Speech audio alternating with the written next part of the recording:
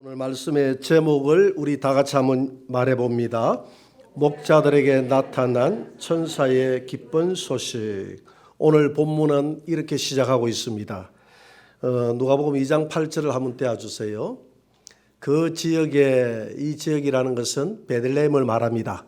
목자들이 밤에 밖에서 자기 양떼를 치더니 9절입니다. 주의 사자라는 것은 천사를 말하죠.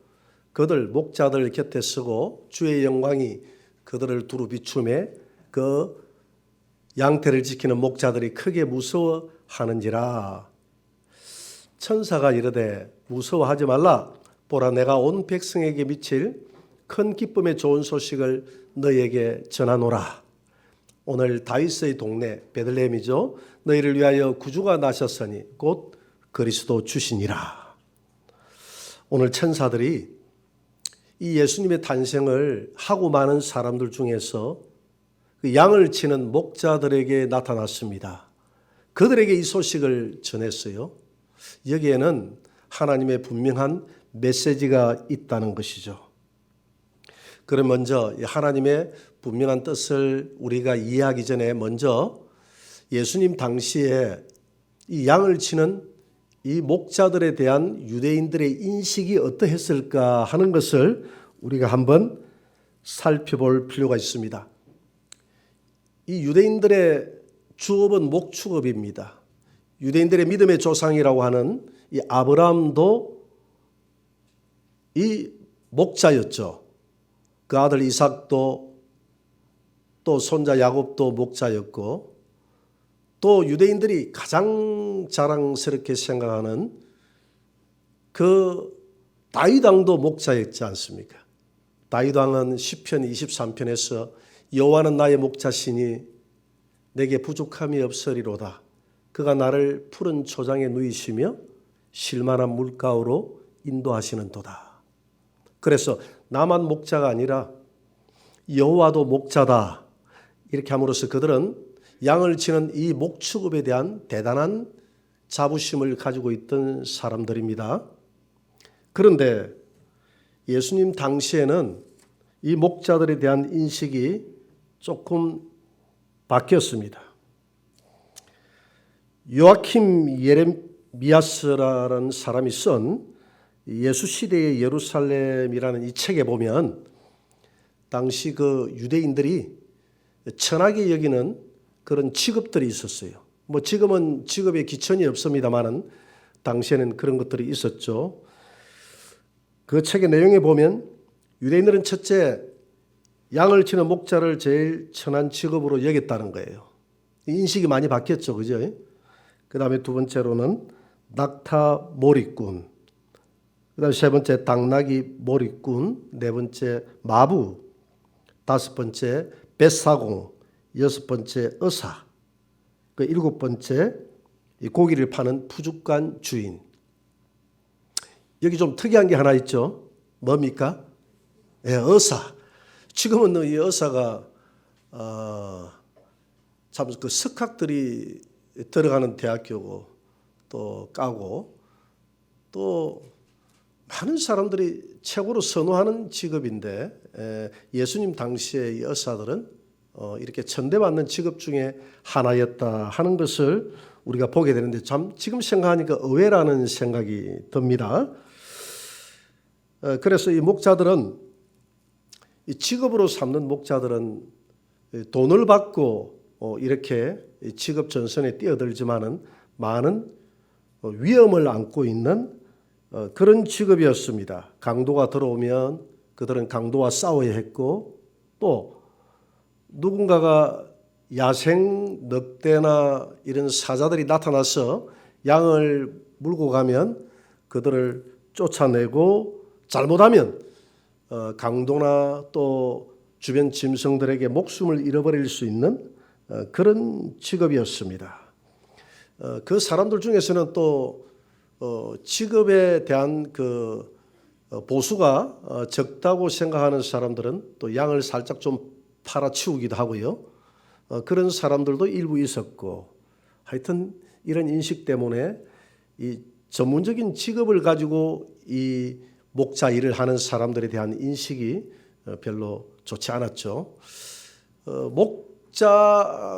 목자에 대한 인식이 좋아지지 않았던 그런 이유 중에 하나가 바로 그들은 남의 땅을 침범하는 사람이다. 그들은 주인의 작물을 파는 사람들이다. 이런 이미지들이 그 유대인들 사이에 각인이 되어 있어요. 또는 가끔 그들은 또 도박을 즐기는 사람들이다. 다 그런 것은 아닌데 대부분의 그 목자들이 순박하고 그렇게 충성되이 하는데 그 몇몇 사람들의 그 잘못된 그 행동이 전체 목자들에 대한 잘못된 이미지로 각인이 되어버린 것이죠. 그 요즘으로 치면 우리나라도 과거에 보면 우리 경찰들이 뭐 몇몇 사람이 한두 사람이 뭘 잘못하면 마치 그것이 전체 경찰이 잘못한 것처럼 이렇게 사회 언론들이 각인을 시켜버리듯이 그렇게 했다는 것이죠. 군인들도 마찬가지죠.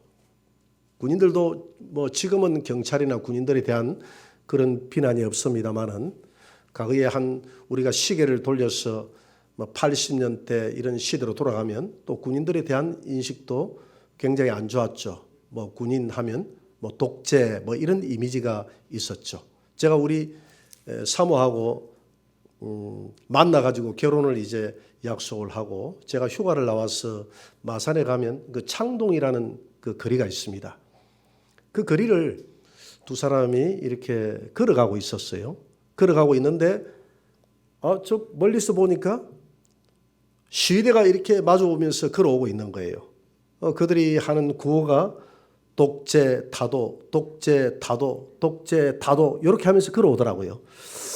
그래서 저 자리를 내가 같이 마주치면서 지나간다는 이게 좀 별로 기분이 내키지 않아서 좀 비켜서 갈까라고 생각하다가 이 모처럼 이렇게 같이 걸어가는 우리 사모에게 비겁한 사람이라는 그런 또 인식을 줄까 봐서 그냥 에라 모르겠다. 그냥 걸어가자 해서 걸어갔는데 아니나 다를까 가까이 오니까 이 구호가 갑자기 어떤 한 사람이 군발이 죽여라. 군발이 죽여라. 이렇게 하는 구호로 바뀌기 시작하는데 전부 다 구호가 독재 타도에서 이제 내가 이 군복을 입고 지나가니까 군발이 죽여라. 군발이 죽여라 하는데 이게 소리가 점점 커지기 시작하는 거예요. 그래 마음속에 야, 이 큰일 났다. 오늘 이거 살아남지 못하고 여기서 그냥 몰매를 맞고 내가 가겠구나 이런 생각이 들어서 주여 내가 장가라도 가고 내가 주님 앞에 가야 되는데 이 결혼을 앞두고 오늘 낭패를 당하게 됐습니다. 속으로. 그래도 그냥 앞만 보고 담대히 걸어갔죠.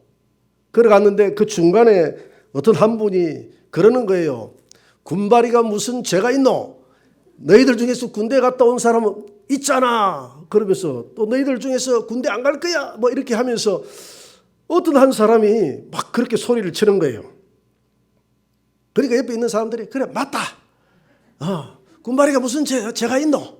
독재가 나쁘지. 그러면서 이제 구호가 이제 군바리 죽으라 해서 이제 그냥 지나가는 겁니다. 그래서 참 그 시위대를 벗어나면서 덩어리에 식은 땀이 이렇게 쭉 흐르더라고요. 사실 우리 경찰도 그렇고 군인들도 그렇고 또 우리 소방대원들도 그렇고 또 의사들도 마찬가지고 보면 대부분 이 제복을 입고 하는 사람들이 욕을 많이 듣는 이유가 대부분의 사람들이 성실한데 그 제복이라는 그 자체가 이 단일감을 형성하는 것 같아요. 어떤 한 사람이 잘못하면 전체가 욕을 먹는 그런 분위기로 흘러가잖아요. 마찬가지로 이 이스라엘의 당시에 이 목자들의 그 몇 사람의 그 사쿠 목자 잘못된 일탈된 행동들이 그것이 그냥 주인이 분노해가지고 이거 소문을 내가지고 저놈 나쁜 놈 내 양을 훔쳐간 놈 또 내 영역을 침범한 사람 뭐 이렇게 저녁에 도박하는 사람 이렇게 해서 이 목자라고 하면 당시에 많이 과거와는 다르게 이 영화가 많이 떨어졌어요. 그래서 목자 하면 죄인, 나쁜 놈, 도둑놈 뭐 이런 식의 인식이 되어 있던 이런 분위기가 있었다는 것이죠. 그리고 당시에 이 목자들은 기업화되어 있었습니다.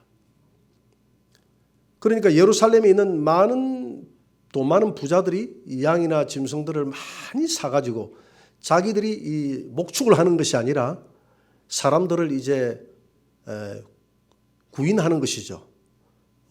불러 모아가지고 그들로 하여금 베들레헴이나 주변에 인근에 있는 이런 지역으로 보내가지고 목축업을 하게 만들었죠. 그래서 이 목자들의 대부분의 직업을 가진 사람들은 우리 나라 과거의 용어로 이야기하면 그 머슴살이였죠. 그 머슴살이를 하다 보니까 안 좋은 이야기를 다 듣고 또 천대받는 직업이다. 또는 머슴살이 하면서 뭘 좀 빼돌린다. 이런 인식들이 되어 있었기 때문에 예수님 당시에는 과거에 그 다윗이 여호와는 나의 목자다, 나도 목자다 하고 그렇게 자부심을 느꼈던 그 자부심은 온데간데 없고 이 목자라고 하면 뭐 합니까? 저 양을 치는 목동입니다 하면 별로 좋은 이미지를 가지고 쳐다보지 않았다는 것이죠. 그들에게 예수님이 나타났다는 것은 첫째, 우리 주님은 가장 천대받는 직업을 가진 그들, 이 사회에서 소외받는 그들, 그리고 죄인이라고 손가락질을 받는 이 죄인들을 위해서 우리 주님이 이 땅에 오셨음을 우리에게 알려주는 하나의 메시지다 하는 것을 믿으시기 바랍니다. 그래서 주님이 천사들을 보내서 밤에 양떼를 지키는 이 목자들에게 나타났어요. 이 사회에 존경을 받는 바리새인들, 이 장로들, 존경받는 대제사장들 이런 분들에게 나타나지 않고 목자들에게 나타났다는 것은 내가 이 땅에 온 것은 의인을 위해서 온 것이 아니라 죄인을 구원하러 왔다 하는 그 주님의 메시지가 들어있다는 것이죠. 그 다음에 두 번째는 예수님의 이 땅에 오신 목적이 내가 이 땅에 양을 치는 목자로 왔다는 것을 알려주는 메시지입니다. 나는 참 목자다 이렇게 이야기하죠. 그래서 우리가 구약 성경에 참 목자의 표본이 이 다윗을 참 목자로 이렇게 이스라엘의 참 목자로 이렇게 이해되고 있어요. 그래서 이 다윗을 가리켜서 예수님의 참 목자의 형상이다, 모형이다 이렇게 이야기를 합니다. 사무엘상 17장에 보면 이 블레셋하고 이스라엘하고 전투가 벌어지죠. 그래서 아버지 이새가 이 다윗이 어리니까 다윗은 이 전장에 징집이 안 돼 갔어요. 다윗아, 너 지금 형들이 전쟁터에 나가서 고생하고 있으니까 형들에게 이 먹을 것 좀 갖다 줘라. 간식 좀 갖다 줘라. 그래서 간식 먹고 힘내서 그렇게 전쟁할 수 있도록 이 다윗의 아버지 이새의 명을 받들어서 이 중참을 들고 이렇게 갑니다. 가는데 그때의 전장상이 어땠느냐 하면 블레셋에 이 골리앗이라는 이 거대한 거인이 나타났어. 골리앗이 한 2m 90 정도 됐다고 그래요. 한 80, 90. 여러분 우리 전 세계에서 지금 제일 키가 큰 사람이 얼마죠? 뭐 우리나라에서 제일 큰 사람이 뭐 최홍만이 또 뭐 그런 사람들 보면 농구 선수들 아무리 커도 2m 20을 넘어가기가 어렵죠. 전 세계적으로도 한 2m 30 몇? 40. 그런데 골리앗은 한 2m 80, 90 정도 되는 3m 가까이 되는 엄청난 거인이었다고 그래요. 덩치도 크고. 그러면서 그 골리앗 앞에 나와서 그 이스라엘을 향해서 저주를 퍼붓는 거예요. 자신 있으면 나와서 내가 한번 겨뤄보자 하면서 온갖 욕을 다 퍼붓고 근데 아무도 끽소리하고 나가지 못하는 거예요. 너무 덩치가 크고 하니까 그게 그냥 뭐 이 창도 그냥 우리가 들 수도 없는 이런 창을 들고 창 길이도 길고 하니까 저거 뭐 싸워보기도 전에 그냥 목이 날아간다 생각하니까 아무도 나설 생각을 못하는데 이 어린 다윗이 가만히 보니까 키가 안 차거든. 그러니까 사울에게 가가지고 제가 한번 싸워보겠습니다. 이렇게 이야기합니다. 아주 당돌하게. 키도 작고 아직 덜 자란 소년인데 그랬더니 사울이 가만히 쳐다보니까 이건 도저히 게임이 안 되겠거든. 얘야, 너는 좀 더 커야 된다. 그냥 집으로 돌아가라.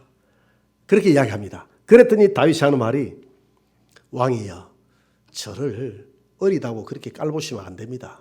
제가 우리 아버지 집에서 양을 치는 사람인데, 제가 양을 칠 때에 가끔 야생 사자나 곰들이 와서 양을 훔쳐갑니다. 그러면 제가 따라가가지고 그냥 입을 벌려가지고 들고 쳐가지고 그 양을 빼앗아 왔습니다.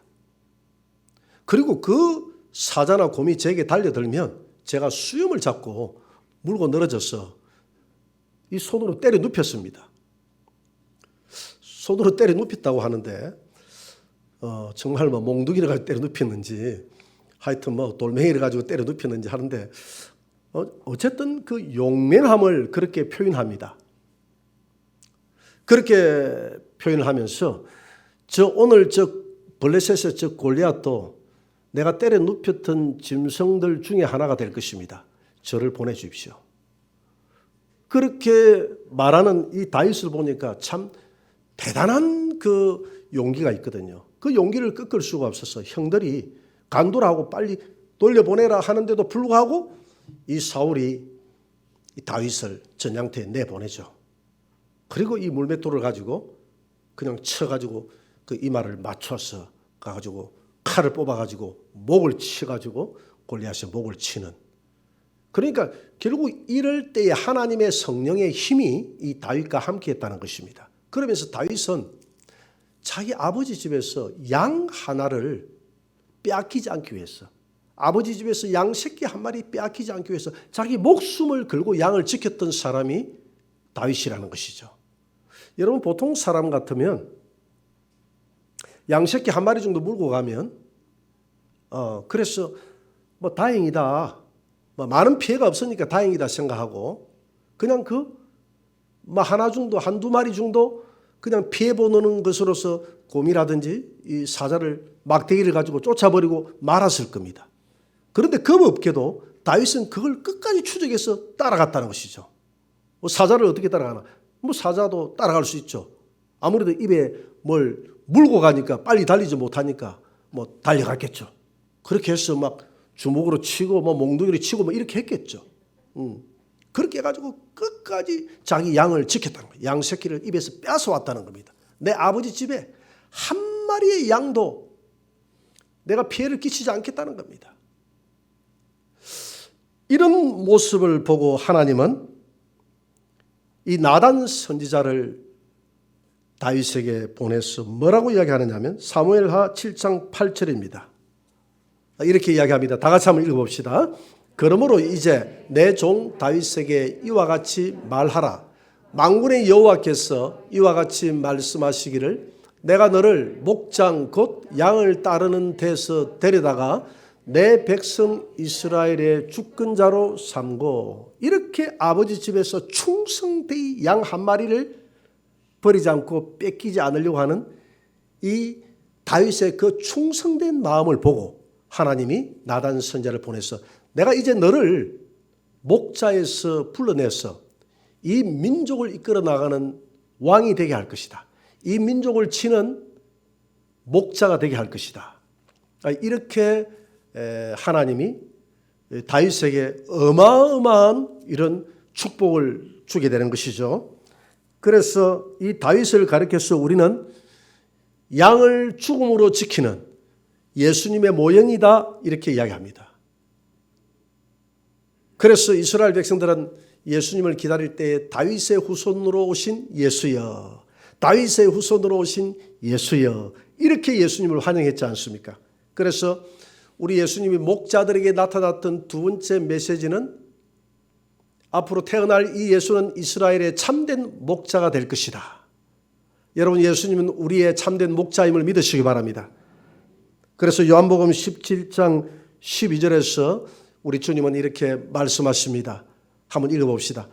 내가 그들과 함께 있을 때에 내게 주신 아버지의 이름으로 그들을 보존하고 지켰나이다. 그 중에 하나도 멸망하지 않고 다만 멸망의 자식뿐이오니 이는 성경을 응하게 함이니이다.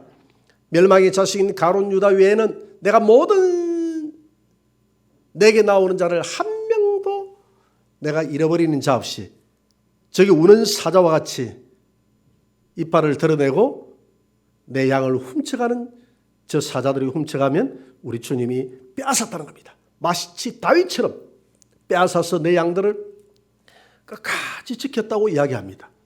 요한복음 6장 37절입니다. 같이 한번 읽어봅니다. 아버지께서 내게 주시는 자는 다 내게로 올 것이요 내게 오는 자는 내가 결코 내쫓지 않을 것이다. 여러분, 우리 예수님 앞으로 나오는 자는 너 죄가 너무 많아서 안 돼. 너는 이런 사람이라서 안 돼. 그렇지 않은 줄 믿습니다. 어떤 사람도 주님 앞으로 나올 그 자격을 가로막을 사람이 없어요. 가로막을 사람이 없다 이 말입니다. 어떤 죄인도 다 주님 앞에 나오면 우리 주님이 쫓아내지 않겠다고 그랬어요. 오늘 그랬잖아요. 내게 오는 자는 내가 결코 내쫓지 않으리라. 저는요 성경 구절 중에서 이 구절이 가장 제게 은혜가 되는 거예요. 하나님, 나 같은 죄인도 쫓아내지 않는다고 하니 감사합니다. 감사합니다. 여러분 그렇지 않나요? 그렇지 않나요? 쫓아내버리면 어떻게 할 건데? 근데 주님이 안 쫓아낸대요. 안 쫓아낸대요. 제가 이전에 전도에 막 불이 붙어서 많은 사람들에게 전도를 할 때 많은 사람들을 접촉을 해보면 이런 이야기를 하시는 분들이 가끔 있는 걸 봅니다. 제가요 아직은 교회 갈 때가 아닙니다. 제가 이런 모습으로 못 갑니다. 제가 조금 인간다울 때 그때 가겠습니다. 좀 인간답게 살 때 교회 갈 자격이 될 때 그때 네, 교회 갈게요.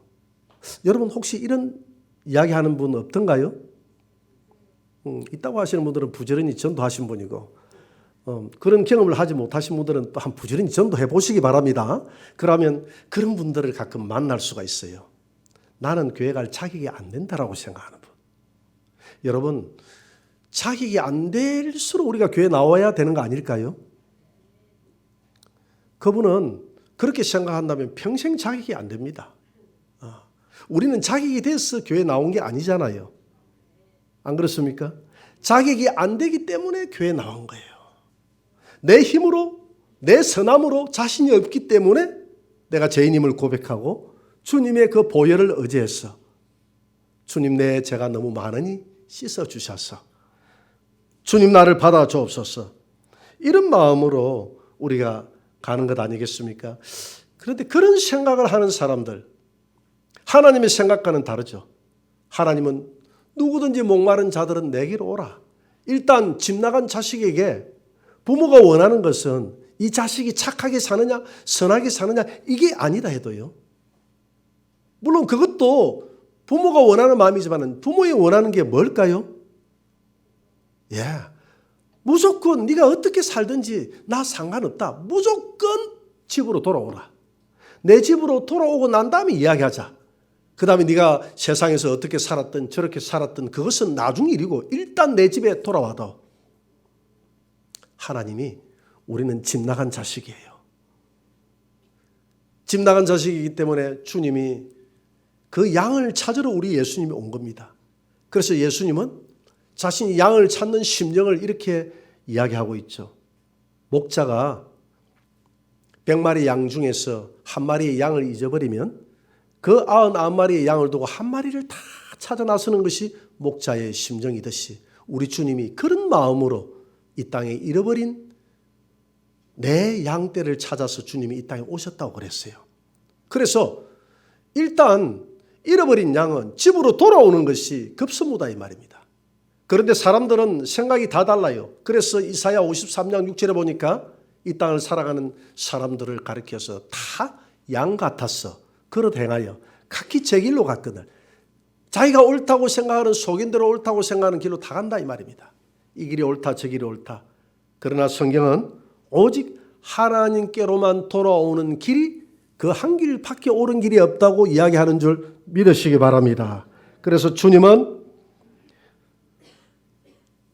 의인들을 부르러 온 것이 아니라 나는 자격 없는 이 목자와 같이 소외되고 스스로 죄인 취급받는 그 죄인들을 위해서 내가 이 땅에 왔다는 것입니다.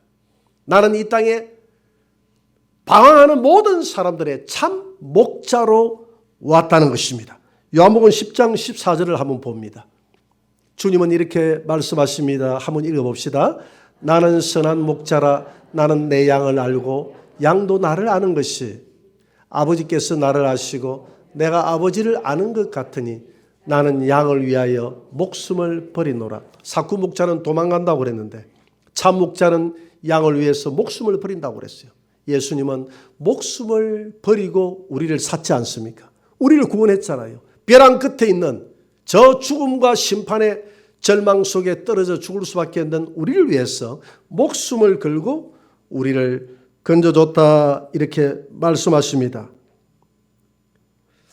예수님은 마태복음 9장 13절에서 나는 의인을 부르러 온 것이 아니라 죄인을 부르러 왔다.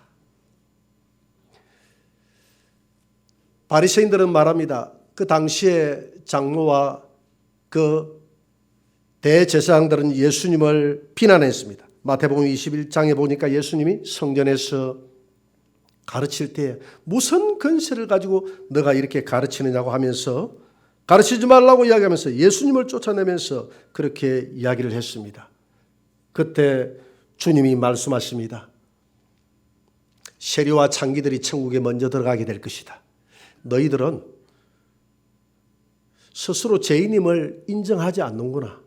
나는 의인을 부르러 온 것이 아니라 나는 이 땅에 죄인이라고 생각하는 사람들을 부르러 왔다고 이야기했습니다. 우리 주님 앞에 스스로 어렵다고 서로 하는 것은 도토리 키재기예요. 우리 인간이 어렵게 살아봤자 얼마나 어렵게 살겠습니까? 그렇기 때문에 우리는 아무도 누구를 정죄할 권리가 우리에게 없다는 것입니다. 저 사람이 저렇게 산다? 나쁜 놈이다? 나쁜 사람이야? 이렇게 정죄할 권리가 없다는 것이죠. 그 정죄할 권리는 오직 하나님밖에 없다는 것입니다. 왜? 우리가 다 죄인이고 우리가 하나님의 심판대 앞에서 우리 죄를 심판받아야 될 사람인데 우리가 누구를 심판한다고 우리가 저 사람 잘 됐어, 저 사람 저렇게 살아서는 안 돼 이렇게 말할 수 없다는 것이죠. 그러나 바리새인들은 세리와 창기들을 정죄하기 시작합니다. 당시의 종교 지도자들은 정치 지도자들은 자신의 그 우월감을 나타내고 정죄하기 시작합니다.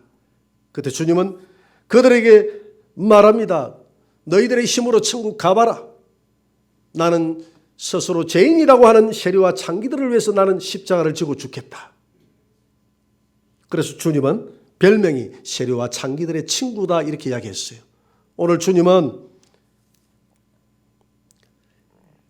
천대받는 이 목자들에게 온 것은 두 가지 의미가 있다 그랬죠. 이 땅에 소외되고 죄인이라고 지탄받는 사람들을 위해서 내가 왔다는 것을 말해주는 것이고, 두 번째는 이 땅에 살아가는 사람들이 목자 없이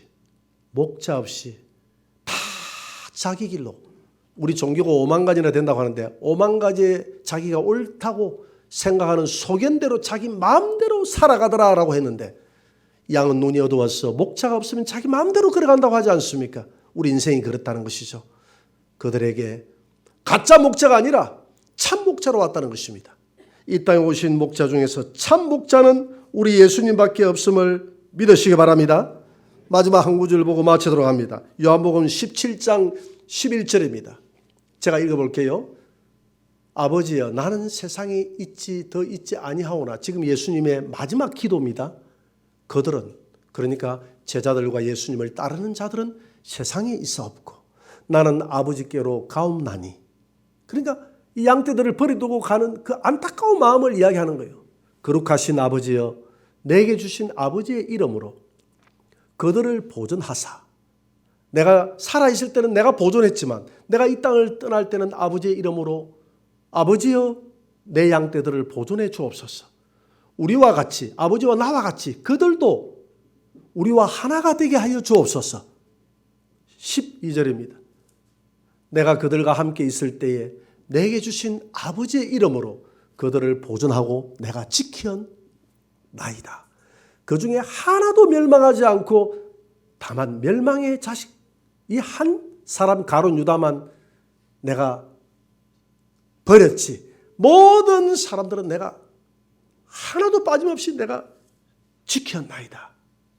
그러면서 우리 예수님이 이 땅을 떠나면서 아버지의 이름으로 이 땅에 남아있는 저들을 아버지여 지켜달라고 기도하면서, 그리고 저들도 우리와 하나 되어서 저 천국에서 아버지와 내가 누렸던 그 영화를 함께 누리게 해달라고 기도하면서 이 땅을 떠난 그 목자가, 참 목자가 예수님인 줄 믿으시기 바랍니다.